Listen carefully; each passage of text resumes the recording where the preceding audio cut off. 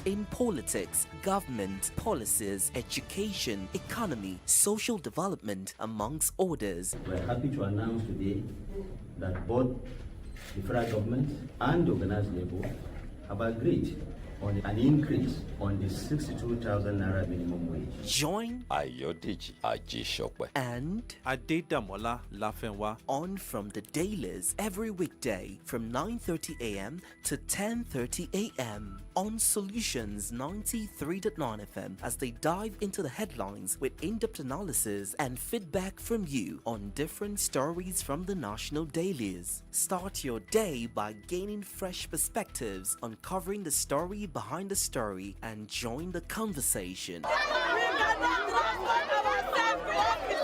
Because your voice matters. From the dailies, the conversation never stops.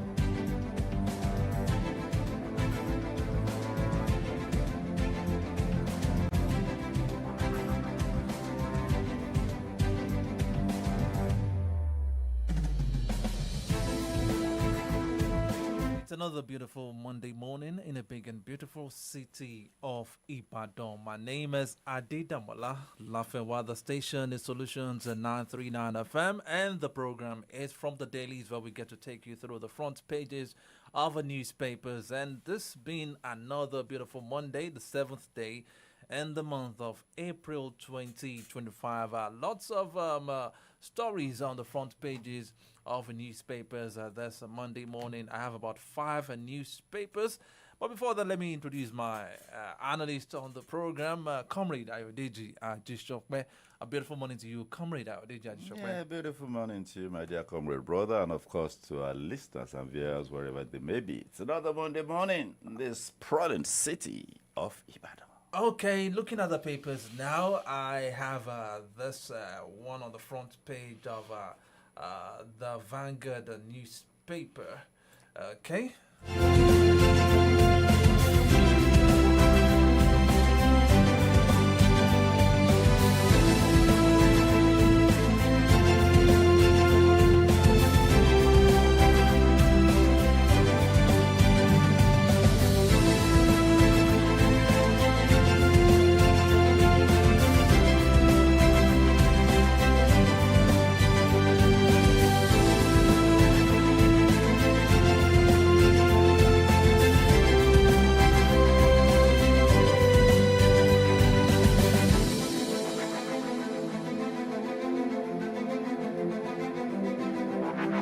Virtually all the papers we have this morning talk about the morning of the former governor of Oyo State, talking about Dr. Victor Omololu Sowemimo Olunloyo, who passed away in early hours of yesterday. And sadly too, I mean, in the last, over the weekend, the state lost 2 of his illustrious sons, talking about Alhaji Yekini Adiojo, who passed away I think on Friday. It was Friday. Friday. And these 2 notable sons of Oyo State, I mean, they left a landmark. They sure did. Let's just quickly talk about... they sure did. Starting with Yekini Adiojo. Yes, Alhaji Yekini Adiojo, the Seriki, the man that everybody calls Seriki. He was in the military. I can't remember whether the Air Force or the Navy. And then he came into...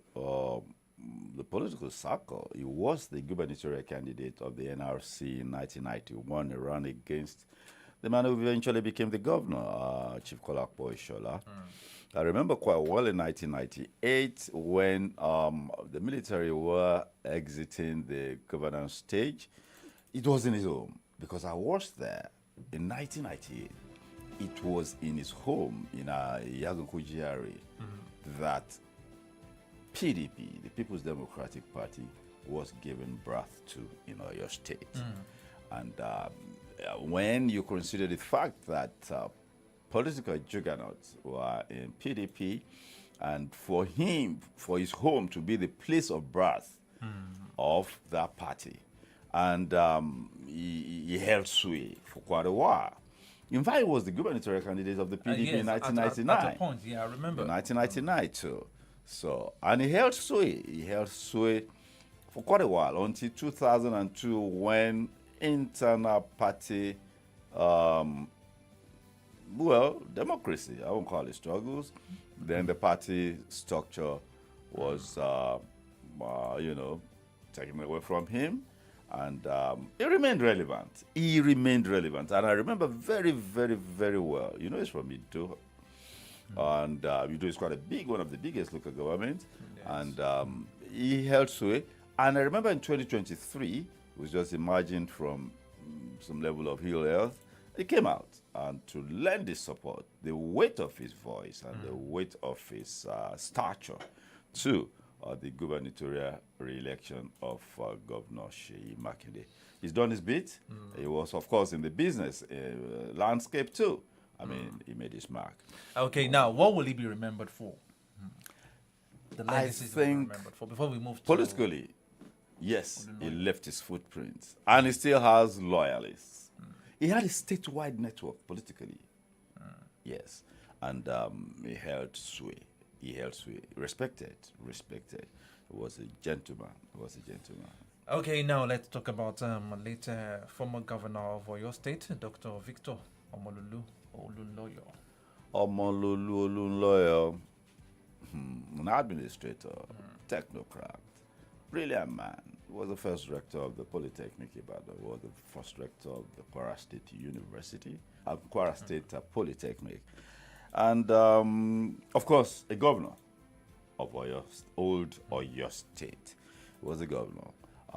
Brilliant man. I had the privilege. Even on Friday, I was still talking to one of his associates, Daijalo Baba, that his birthday will soon be. This Friday, you know that. Luckily, I had the privilege of meeting him, and I even conducted an interview with him sometime last year. Yeah. His wife sent for me. Yeah. And I think I went there with Adiremi. Yeah, she's always been the link. She's always been the link to everybody that goes. Well, each time I went to his home, it's been quite a while. But one thing I found interesting about him is that he was always, when you come through he was always in his library. Definitely. I met him in the library too. And and surrounded by books and files. Books. And he was always pouring through those files, to sharp intellect. He was mentally alert. Personally, I was amazed at his age as of last year when I met him, and he was still able to recount all the events of the past. He was always he painted updating. the picture as if I was watching the event. Like a movie, graphic. Like a movie, yeah. Yeah, he was always updating himself. And brilliant man. And he left his mark. What will he be remembered for? Brilliance. His brilliance is extraordinary brilliance. Now, let me say this, that incidentally, an Alaafin was enthroned on Saturday. He passed on Sunday morning.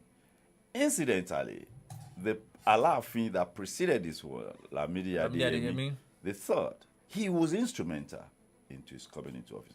One of his associates told me a story of, the emergence of Adeyemi, how, as commissioner, young man, as commissioner for local government, consulted,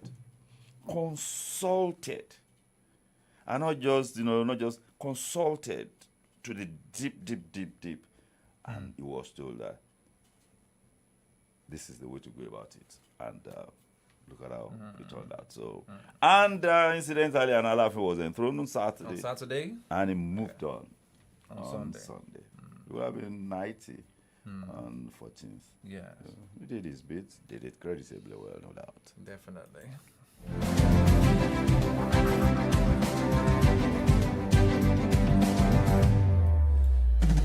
Okay, still from the Dailies and Solutions, the 93.9 FM. Let's look through the headlines now. On the front page of the Nation newspaper, ex-governor Olunloyo dies 9 days to 90th birthday. Tinubu governors lead torrent of tributes. That's found on the front page of the Nation newspaper. And another one, police protesters head for showdown in Lagos, Abuja. And the riders, I heard that, comrade, group to hit streets, kicking against anti-cyber security law. Rivers emergency, others. And another rider, action subversive on Police National Day. Okay, I wonder why they decided to choose this day when the Nigerian Police Force is celebrating their National Day. But it's interesting. Telecom service quality worsens. That is found on the front page of the Nation newspaper. I also noticed too, ever since the tariff of by the telecos went up, that we've been having disruptions in the services, either the data, internet services, or the call services. And I mean, so why did they have to wait? Nigerians were expecting better service after the hike in the tariffs. But when we get to that. When we get there. Let me get there. Okay, now, LP accuses NLC of plotting to invade Secretariat. Party alerts police DSS. Explosion at Lagos dump site. Police army probe source of explosive. 1,820 residents displaced by plateau attacks.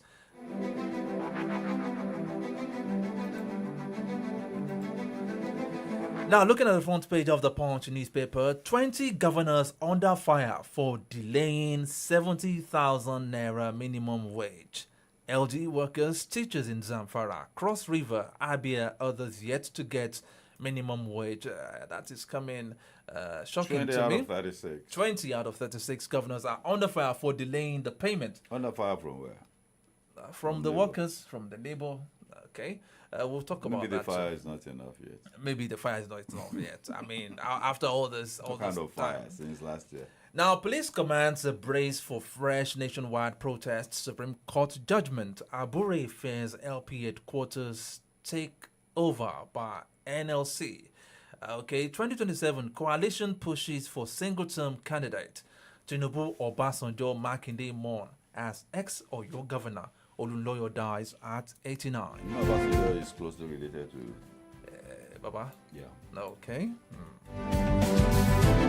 Nigeria's debt servicing rises 68% to 13 trillion naira.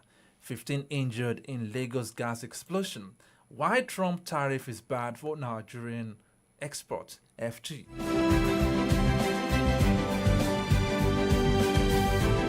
Now, a quick look at the Nigerian Tribune. Plateau killings, enough is enough, Ribadu warns. And riders, Nigeria going through tough, difficult times. He says, Muftwang vows to prosecute perpetrators. ACF urges government to restore peace. LND demands radical security action. Away from that now, FD orders varsities, others to publish budgetary allocation expenditure. NCDC records 151 deaths, 1,826 suspected meningitis cases in 23 states. Shelf-planned protest, police warn organizers. Tinubu, Obasanjo, Makinde, others pay tribute as Olunloyo dies at 89. Salah incident, IGP withdraws letter inviting Emir Sanusi to force headquarters. Another one, Nigerian airports, airlines grapple with financial woes.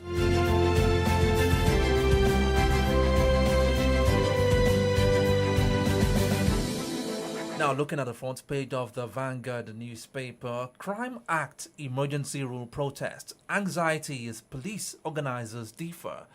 And riders under that, why we are leading protests. TIB Shore demand repeat of Cyber Crime Act. Want government institutions restored in River State. NLC, JAF, others back protest. Authorities must uphold human rights ahead of planned protest. Amnesty International. Police beef of security around strategic locations installations in Lagos. Another one, Muftwang, plateau attacks genocidal. Police withdraw invitation letter to Emir Sanusi. I want to quickly run through the front pages, the headlines there. No respite for textile industry as domestic market shrinks further. Tinubu, SGF, others mourn as ex-Oyo governor Olunloyo dies at 89. All right, it's 9:45 on Solutions and 93.9 FM. Let's go straight to the stories one after the other. The first one I would like to talk about is the one that has to do with the planned nationwide protest, which is supposed to start today. And on my way to work this morning, I noticed at some strategic locations, I noticed heavy presence of security officers, policemen, and I was wondering what was happening today. But when I went through the papers, I said, "Oh, okay, this is why." I saw some at the Challenger roundabout, the Challenger, the traffic, the terminals. I saw them. So now, why is this coming up at this time? And they say the reason for this is as a result of the repeal. They're calling for the repeal of the Cyber Crime Act and the emergency rule in Rivers State. The government should rescind its decision on that. You know, the Constitution guarantees freedom of association and freedom of speech. But of course, your freedom to express yourself and to associate must not infringe on other people's rights, neither must it breach the laws of the land. And this is what people are trying to express. But I heard the police say it is ill-timed. I do not understand that. Because it's meant to be the Police National Day. Go ahead and celebrate your National Day. But they have a lot to do. They won't be able to celebrate because they Why? have a lot to do. If a nationwide protesters coming up today, they need to put their men on ground. There are 500,000 policemen. What about the ones that are carrying umbrellas and handbags? 500,000 policemen. Yes, and women. Well, providing security for about 200 million Nigerians. Maybe we have only 200 providing security. The remaining 300 are carrying umbrellas and handbags of the political elite and the business elite. That's what they do. I mean, you see, the basic, the police is basically the primary agency for internal security. But our own police, it evolved from colonial era. And the police was primarily used to coerce, the population to toe the line of the colonial. That is the philosophy that underpins things is critical. That is the philosophy that underpinned the formation of the Nigeria police. That is why it is called police force. How can it be police force? How can you police by force? You don't police by force, you police by persuasion. You understand? So that is why, where have you had any police service answer police force? But are you insinuating that the force in their name is affecting their psyche and their mode of operation? It's simply symbolic of the philosophy that underpins the formation. We also have the armed forces too. That's a world of difference. They're to protect the territorial integrity of Nigeria. You don't do that by persuasion. If you come under attack, you repel attack by force. Okay. What is the philosophy that underpins the police? Intelligence. How do you get intelligence? You get intelligence by force. Even any evidence gotten by coercion is not acceptable in court. So you have to persuade the people to work with you, that you are working in their interest. You understand? Yes. I don't think Nigerians see the police as working in their interest. But they always say that the police is your friend. Yeah, you can say anything. How true is that statement? You see, I have interacted with the police over a long period of time, and I happen to have close relations that work with the police. I consider the police to be working in our interests. Our interests. That's the honest truth. Take the police out. But I've had interaction with a lot of Nigerians, and the way they try to avoid having anything to do with police officers. Because there's this perception that an average police officer knows how to twist a case. If you are in fact, it has become so bad that you sometimes you see, gone are the days when you're walking by, you're passing by, you see somebody maybe knocked down that needed attention, or maybe you put that person in the car, take the person to the hospital. But once it becomes a police case, only God will save you. That's a general perception of Nigerians. I don't think. And this is the people that we are being told that they are your friend. Do Nigerians really see police officers as their friends? You see, Yoruba say if you have no Skeleton in your cupboard, what are you afraid of? What are you afraid of? What are you afraid of? You see, we are sometimes enablers. You are in a commercial vehicle. The man has his papers. The police say, please, but can I have your documents?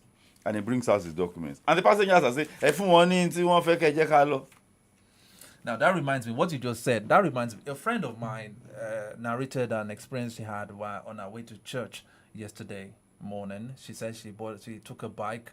It was around Ring Road. And she said that there was a particular stop checkpoint there where the police officers stopped. That before they got there, the Okada rider cited one of the police officers and he told her that, I want people to want be lane.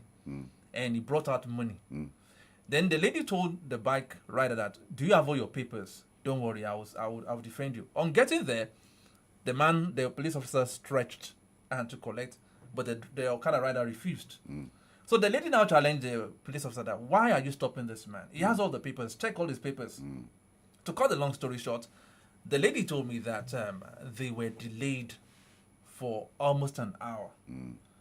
That it took the intervention of another officer there before the officer that was insisting on delaying them because the guy refused to pay 100 naira. I mean, with the way some of these officers operate, are they not passing wrong signals to Nigerians? Because you're trying to say that you are trying to defend them now, but there are still some of them that do not see us as friends, that no Nigerian will want to associate with such people. I think the problem is that we do not respect the police, and it did not happen overnight. Do the police officers respect Nigerians? I want us to be factual. I'm telling you the truth. Now. There's hostility. Yes. On whose part? On both sides. Okay. There's hostility. You see, somebody comes into this station now and comes in arrogantly and tells you, does not respect you in your own space. How are you going to like that? How are you going to respond to that? Even if you respond, it is even fine. How do you because if you react, reaction is usually spontaneous. Response is processed. How do you, somebody walks into this and addresses you in a disrespectful, arrogant manner in your own space. Are you going to respond or react? There's a word of difference between responding and reacting. People react. Most times people don't respond. And that is going to create, look, let me give you a scenario. You're approaching a checkpoint, evening time. You know I know the standard procedure. Dip your headlights, maybe about 100 meters. Dip your headlights, turn it low into parking, put on the interior light. When the policeman sees you observing those procedures, believe you me, God Almighty, when you go there, and don't speed. You must slow down. You see, posturing can be hostile. I get your point. When you observe that standard procedure, that's, for me, the standard procedure.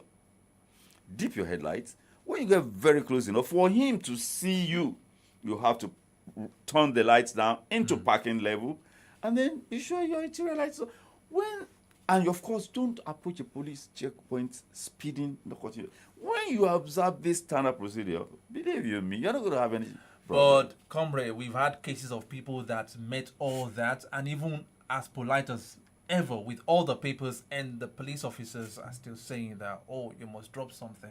Especially for those running the commercial transport services. When I used to live somewhere around... we can't rule out that fact.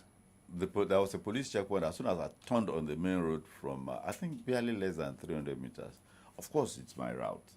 So one day, the man will, Palm particular, your papers. I will present my papers. I think after about 5 consecutive occasions, he told me, I always told the woman that was sitting in front of me, I said, just keep a straight face. Don't look them in the face. Just leave me. So one day the man said, can you come? I just started laughing. I said, I better give me my paper. It was straightforward about it. But I'm not going to encourage that, you understand? I'm not going to encourage that. You see, you have to be patient if you are going to go through all of that. See, withdraw police from circulation for 1 week. Eh? And let's see what is going to happen. Okay. You can imagine the rest. Just withdraw police from circulation for 1 week. What will happen? You can imagine it. Definitely, we respect their services. We respect what they do in safeguarding the lives and property of Nigerians. In the circumstances, it's not easy. Okay. Just go to Yagaku. Just go to Yagaku and interact with them and observe the things that happen there. Okay. Because we're still talking about insecurity issues, let's talk about the plateau killings. This is another issue that has been generating lots of responses all over the country. Now, plateau killings, enough is enough. Ribadu wants. I mean, Enough of what? of this incessant killings. So what's attacks. responsible? That's what I'm coming to now. You see, Odriam Soshiomale came up with an idea. You know that Benue Plateau, some of these areas have a lot of retired generals. And that place, if you have ever been to Plateau, when you're traversing Plateau, you see huge depths of, not holes now, excavation. That was when they were doing, I think, coal. The mining. The mining. But now, there are other mineral resources that people are digging up. And when geo surveys show, they will have to chase those people in those areas away now. Scare them. If you want to leave, Adam Soshomole said this thing now on the floor of the Senate, that people highly connected and access to weapons and are the ones behind all of these things. You know, a lot of illegal mining is going on in Nigeria now. It's everywhere. People are just doing what they like. Lawlessness. And it's not as if, do you want to tell me that these guys, people don't know? They know now. So are we going to fold our arms as Nigerians and watch innocent people killed In the days in of the our thousands? Yes, now. They are the victims. Look, the state, the non-state actors in Nigeria, the non-state actors, see the way they're conducting themselves. People like Tompolo. Government is giving security contract to non-state actors. What's the meaning of that? I was trying to look for a story on the front page of the Nation newspaper. 1,820 residents displaced by plateau attacks. This is the recent attack. And this attack even extend to their farmlands too. They want to take over all those places. They want to excavate. They want to... Did you see one particular video clip? I think in Zamfara, digging for gold. Tunnels. Kilometer-long tunnels under the ground. In Zamfara. Not by government, illegal miners. Tunnels. And what is the federal government or the security forces doing about this? Abacha said, and you know how to dig a tunnel? You're not going to be digging with your hands like You're using dynamite, of course, explosives and stuff like that. You need equipment that will dig tunnels. Tunnels where you can stand up as tall as you are. Kilometer-long tunnels. So, do you want to tell me that nobody knows about that? At the expense of innocent lives being lost. These things collapse sometimes. Those tunnels, they collapse. That is raising the question, the speculations that are some Nigerians more important than others. Still looking at the response the Uromi killings got from the security forces. And this has been on for decades in Benue Plateau region. For decades now. Lots of killings. No, in Benue Plateau. What did Abacha say about insecurity? He said any insecurity that goes on for a certain period of time, unchecked, then state actors are involved.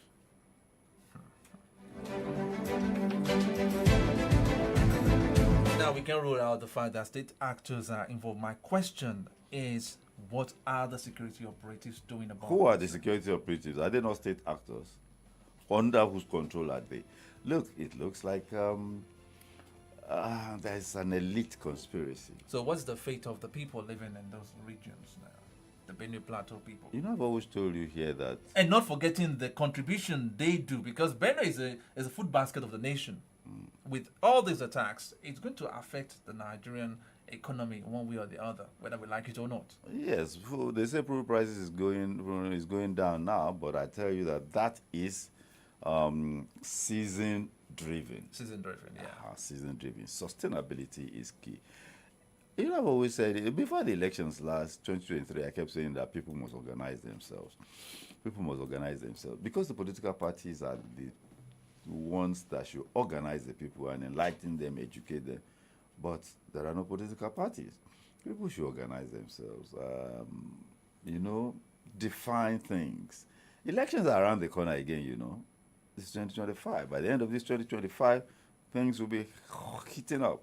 And then they will be distributing. People should organize themselves. In what way? In according to their interest.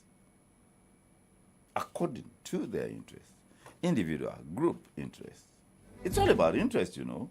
All these people, you know, digging up everywhere and mining gold, and is it not their interest that they're pursuing? It's been on for decades. There's killings in Yeah, January in 2000 and and the something. plateau. It started as a political thing. You see, I lived in Jos, and the issue of indigenship is a very serious one.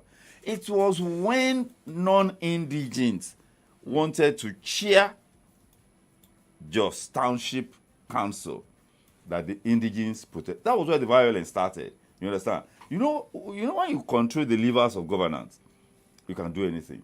And that was when the indigents revolted. They said, you want to seize, you know, the seat of government in Jos Township. So that was where the trouble started. Okay.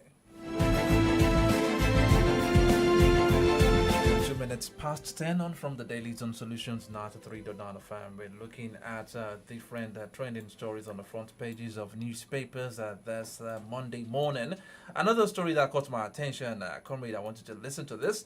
It's found on the page 36 of the Vanguard newspaper. It says, Ikpeazu, Ogwai, Shehu Sani, a mockery. Others make ambassadors list. Looking at the names there.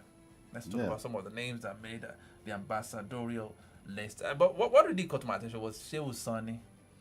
Yeah, Shehu Sani is a refined gentleman. No doubt about that.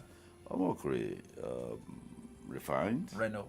Yeah, refined. FFK too is on the list. It's on the list, yeah. Ikpeazu. Ikpeazu, yeah, I think Ikpeazu is. But I'm more particular about Shehu Sani because this is a man that most times that we can call him a critique of Tinubu's administration, kind of.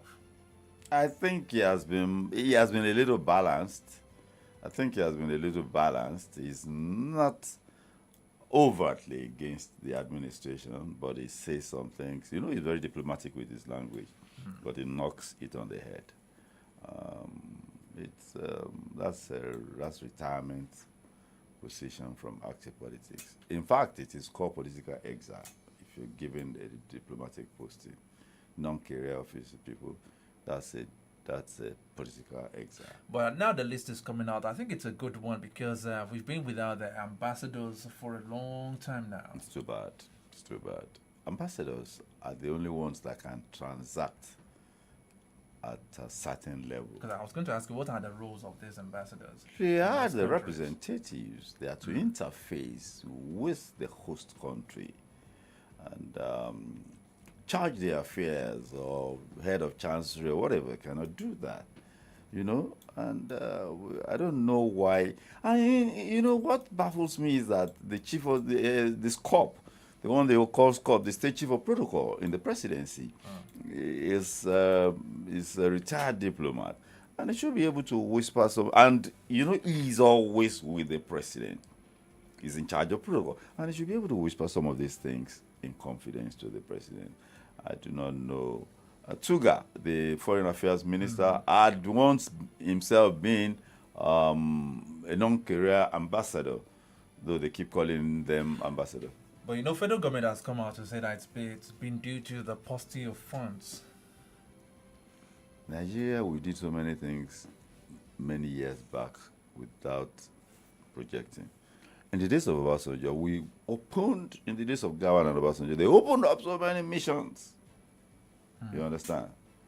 You do not say you cannot say it was based on any serious strategic thinking. But because we had money, you understand, to maintain them, we just opened up diplomatic missions everywhere in the world. Now, shouldn't we rationalize? Honestly, you post me to Lagos, for instance. A foreign country posts me to Lagos, and you say I have concurrent accreditation to Benin Republic, Togo, and Cameroon. And then you post somebody to Lagos, say you have concurrent accreditation to Ghana, Sierra Leone, and Gambia. What's the problem with that? The Philippines, where Dr. Imfarumbi was Nigeria's ambassador, he had concurrent accreditation to some other countries. You go to the Caribbean, you post one to one country, and then you have accreditation to the other Caribbean island countries. So maybe it's time we rationalize. Okay.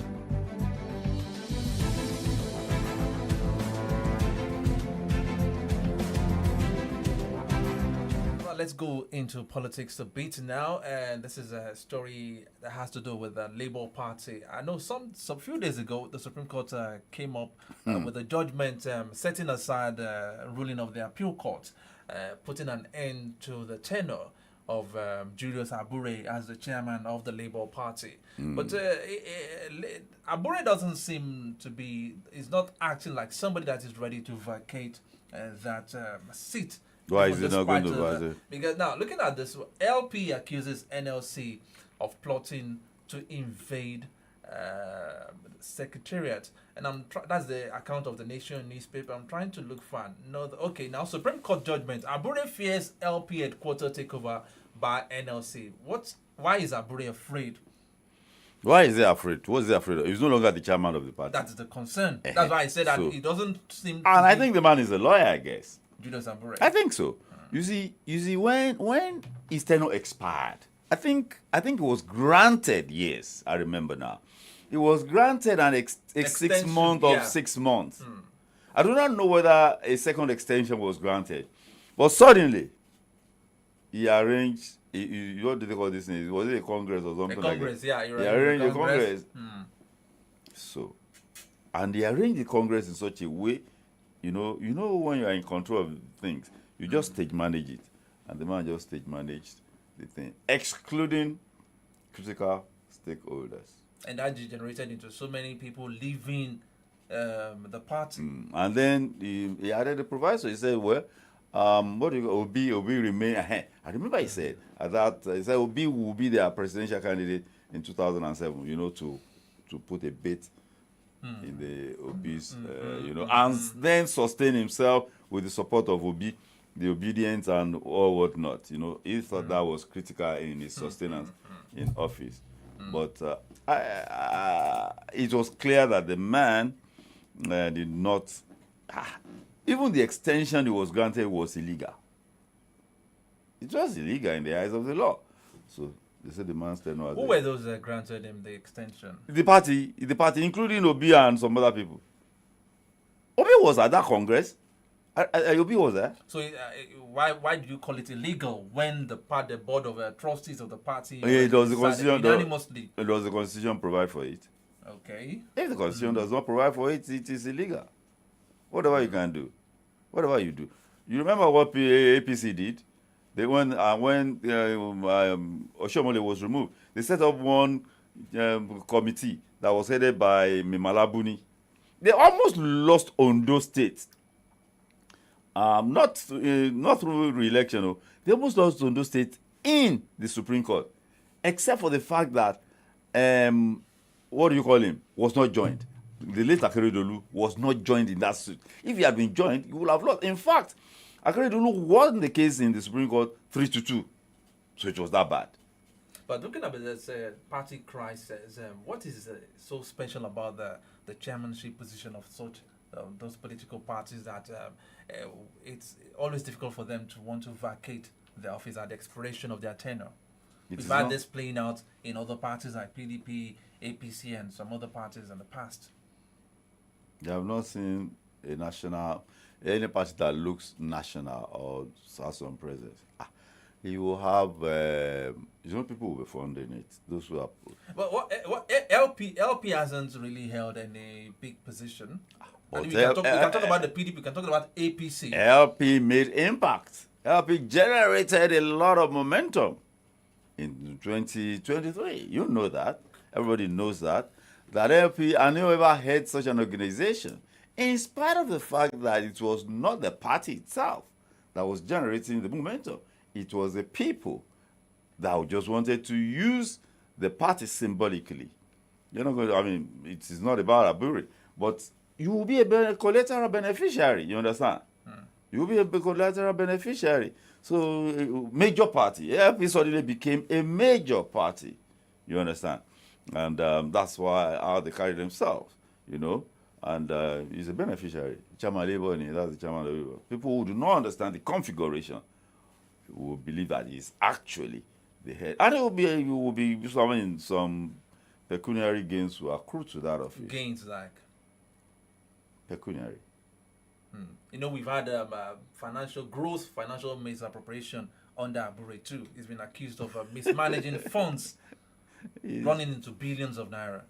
Well, they begin to wonder, are these political parties that rich, financially? Yeah, so Labour got a lot of money.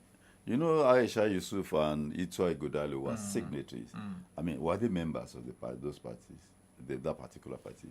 Especially Itoi Godalo. And, were they registered carry members of the party? I doubt. But they were signatories. They were signatories. They were signatories to the account of the obedience, not the account of the party. Labour Party. Oh, okay. Yes, because people were donating money to Obi and Obedience and the big tent, not to the Labour Party. But you see, definitely there will be an overflow or outflow. You understand? Some will inadvertently drop the money, But you see, there was no cohesion within the party. There was clearly no cohesion. And the funny thing, it was Professor Patu told me that drove this thing and made it happen. Because I think I interviewed him twice. And the involvement of Labour was generated by him. He said it took him about 2 years to persuade Labour movement in Nigeria to take ownership of the party. That is why they want to fully, the Labour movement, NLC and TUC endorse the Labour Party. So that is why people are saying, you have taken sides. You cannot be neutral again. Okay, just before we go on this commercial break, let's talk about this one more political issue. 2027, coalition pushes for single-term candidate. How workable is that? I think they want to reenact 2013-14. But I guess the circumstances are quite different, and that might be a major challenge. And the circumstances commences from who was the president then and who is the president now. The characters that we talk about are significantly, different. This is a master of the game compared with a Jonathan that was tentative. He was not sure-footed. He was not in control, or at least he was not fully in charge. This was the president that came out that Boko Haram is in my government. You can imagine that. Why not root them out? Anything, the scripture says anything you do, the father didn't plant shall be rooted out. Why didn't he root them out? When a president comes and say my government has been infiltrated, that means sabotage. But it was just being honest. I think that was not nice. President Commander-in-Chief. My government has been infiltrated. infiltrated means sabotaged. So, but this woman, man, so I think that's basically the difference. And then the ambition of the Cherokee may become a stumbling block to that. In what way? He will want to run. Okay. And if he desires to run, some people too will say, you have been running since 1991. You are not probably a viable candidate anymore. But talking about this single term, 5-year single term for president, They're not. I'm just saying that because I've heard in some quarters that it could be 5 years instead of during the first 4 years, and you have another opportunity to go for 8 years. Maintaining that 5 years single tenure, is it not going to be beneficial in such a way that it will, at least once you know you are done, it will give other people opportunity at least to come on board? Even in the universities, it used to be 2 terms of 4 years for one tenure. When they became acrimonious, even in the universities, they turned it into a single year of a single 5-year term for vice chancellors. So I think in the 2014 confab, they suggested a 6-year single term. For me, it's neither here nor there, honestly, because re-elections are healthy, you understand? They ought to be healthy, you understand? For people to say, we revalidate your mandate. Somebody should not just do 5 years and get away with anything. You understand? Okay. So let people be tested and say, okay, have you served us well? Are we satisfied? We revalidate. We are not satisfied, get away and go home. Okay, I like that. Let's go on this commercial break. We'll be right back.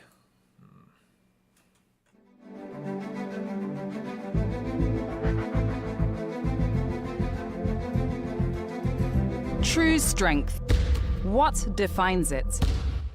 The brilliance of a player, or when a team comes together to win. A solo beat, or the rhythm of many. The flair of one dancer, or the art of a troupe. One distinct voice, or the beauty of the symphony. At FCMB Group, we build ecosystems, empower communities, and create the future. Because we believe it's not just one, but the power of the group that delivers the future we all desire. FCMB, the power of the group. Unstoppable you, fueling your vitality the whole day through. Embrace each challenge with renewed might. With Supermalt, your performance takes flight. With 20 essential vitamins, minerals, and nutrients, one Supermalt multivitamin after breakfast every day keeps you going.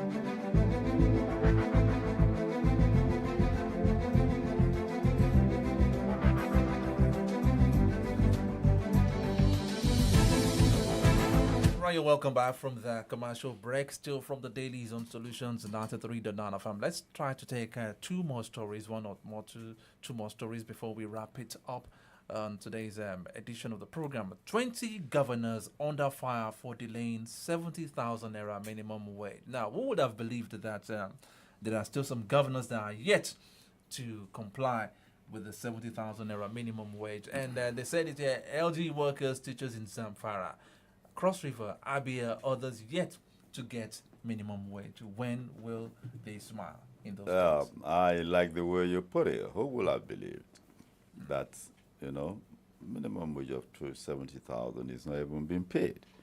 I've asked to ask across board, what is that for the middle level 8, and I think it's been quite beneficial at the top. I've asked in Oyo State. You recall that even in Oyo State, academic tertiary institutions went on strike a few weeks back, but I think it was quickly resolved.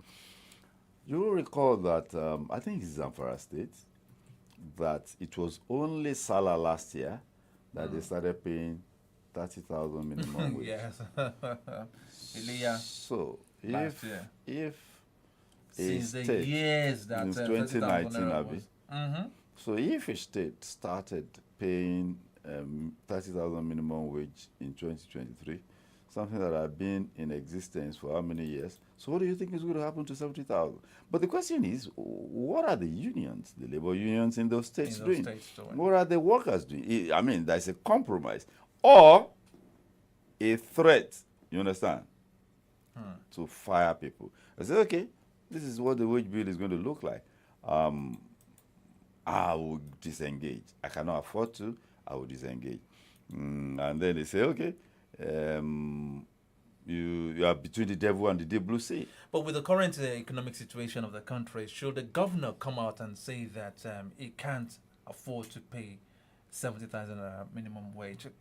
What is happening to their IGR? IGR? You know the configuration now. IGR. Some states are not generating. Why?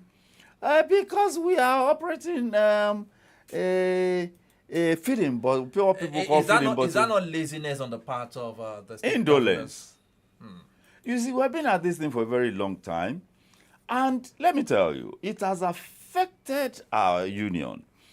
When the petrodollars came, government virtually stopped collecting taxes.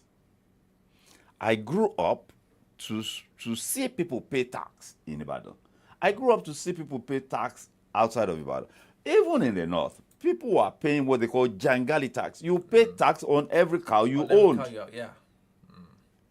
But when the petrodollars came, government stopped collecting tax and stopped reviewing our tax laws. You understand?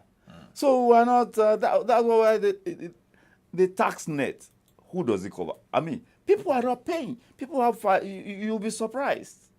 You'll be surprised. You have 500 million naira in your account, and you ask them, if you can't do things without your tax identification, then people will know that they have to. And then people must be tracked so that their declarations, you understand, must be commensurate.